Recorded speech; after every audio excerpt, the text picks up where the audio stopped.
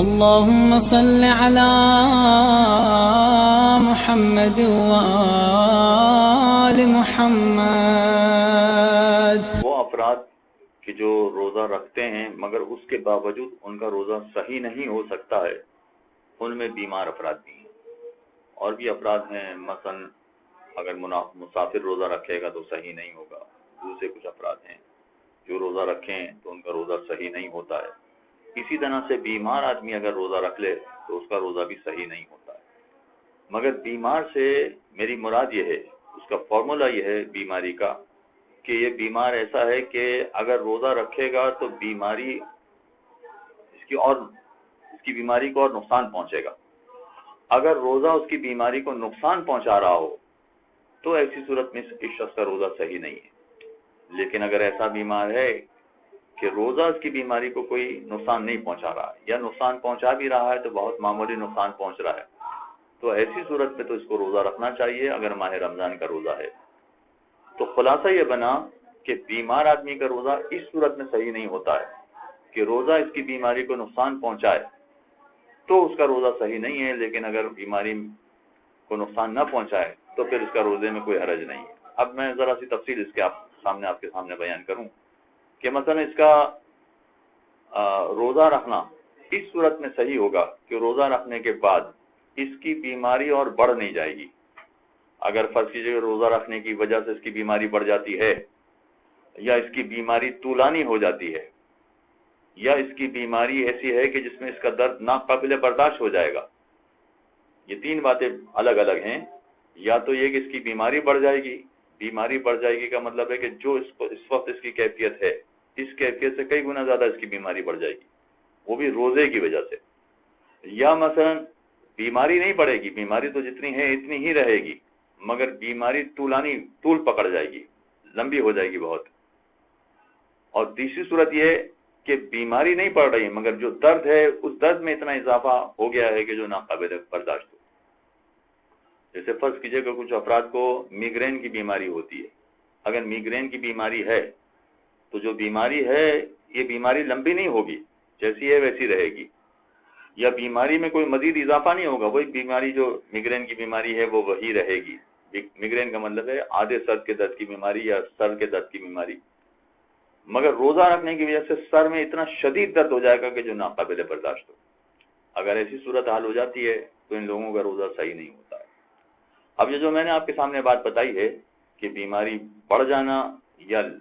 بیماری طولانی ہو جانا یا مثلا درد وغیرہ بڑھ جانا، یہ یا تو انسان کو یقین ہے کہ ایسا ہو جائے گا تو روزہ نہیں رکھ سکتا، یا یقین نہیں ہے، ظن ہے، یعنی 60-70-80% سے زیادہ امکان ہے کہ ایسا ہو جائے گا، تو ایسے افراد کا بھی روزہ صحیح نہیں ہوتا. اور تیسرا وہ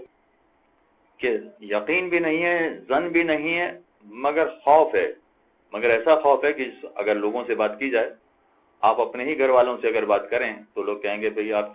بیمار پڑ جاتے ہیں بہت، روزہ رکھنے کی وجہ سے آپ کی بیماری بڑھ جاتی ہے، روزہ رکھنے کی وجہ سے آپ کا درد بڑھ جاتا ہے. اگر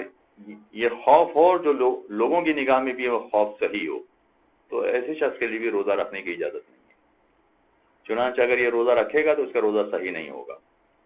ہاں یہ ڈاؤٹ ہے کہ پتہ نہیں ہے اس طرح سے بیماری بڑھے گی یا نہیں، درد بڑھے گا یا نہیں، تو پھر ایسے افراد کو روزہ رکھنا پڑے گا. یا تو یقین ہو کہ ایسا ہو جائے گا، یا ظن ہو کہ بیماری بڑھ جائے گی،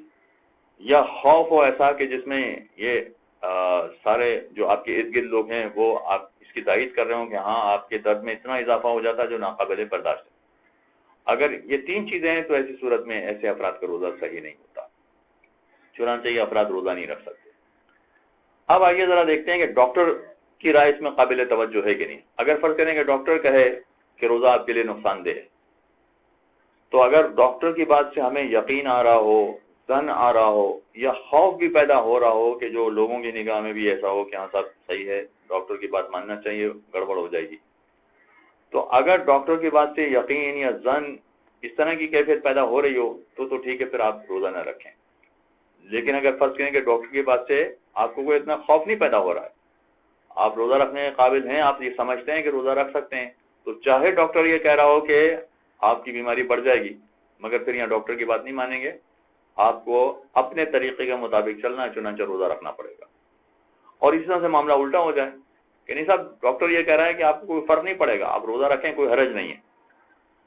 ڈاکٹر تو کہہ رہا ہے کہ کوئی فرق نہیں پڑے گا، مگر ہمیں اپنی بیماری کو دیکھتے ہوئے یقین ہو رہا ہے یا ظن ہو رہا ہے یا ایسا خوف ہو رہا ہے کہ جو لوگوں کی نگاہ میں بھی قابل توجہ ہے، تو چاہے ڈاکٹر یہ کہہ رہا ہے کہ روزہ رکھنے سے کوئی فرق نہیں پڑے گا، مگر ہم جانتے ہیں کہ ہماری بیماری بڑھ جائے گی یا درد ناقابل برداشت ہو جائے گا، تو ایسی صورت میں روزہ رکھنا ضروری نہیں ہوگا۔ ڈاکٹر کہہ رہا ہے کہ کوئی حرج نہیں، مگر ہم جانتے ہیں، تو ایسی صورت میں روزہ نہ رکھیں تو کوئی حرج نہیں ہے۔ چنانچہ حقیقت میں ڈاکٹر کی رائے کی کوئی اہمیت نہیں ہے، خود ہمیں اپنے آپ کو دیکھنا پڑے گا کہ ہماری بیماری کیسی ہے کہ ہمارے لیے روزہ رکھنا صحیح ہے یا ہمارے لیے روزہ رکھنا صحیح نہیں ہے۔ البتہ ڈاکٹر کی بات سے ظن یا یقین پیدا ہو رہا ہو تو کوئی حرج نہیں ہے، اس بات کی بھی توجہ بن جائے گی، مگر وہ ہمارے یقین اور ظن کی وجہ سے ہے، حقیقتاً ڈاکٹر کی وجہ سے نہیں ہوگی۔ تو اب بیمار افراد روزہ رکھیں یا نہ رکھیں، طریقہ کار یہ ہے کہ اس کلیے کے مطابق دیکھ لیں کہ ان کو روزہ رکھنا چاہیے یا نہیں۔ اللهم صل على